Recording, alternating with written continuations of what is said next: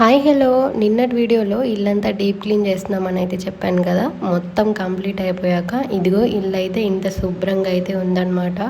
చూడ్డానికి ఇంత సింపుల్గా ఒక 2 షార్ట్స్లో చెప్పేశానులే కానీ చేసేటప్పుడు మాత్రం అసలుకి దోల తీరిపోయింది. పర్లేదు, అప్పుడు కష్టం అనిపించినా కూడా మొత్తం కంప్లీట్ అయ్యాక ఇలా నీట్గా కనిపిస్తే చాలా ప్రశాంతంగా ఉంటుంది.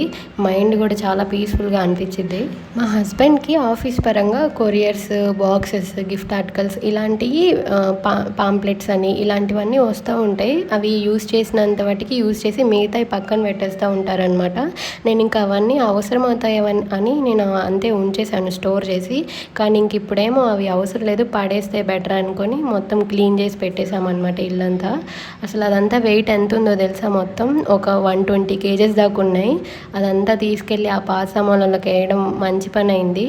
మేమైతే ఒక 1000 వస్తాయేమో అనుకున్నాము. వాళ్ళేమో మొత్తం తూకం చూసి 1700 దాకా ఇచ్చారనమాట.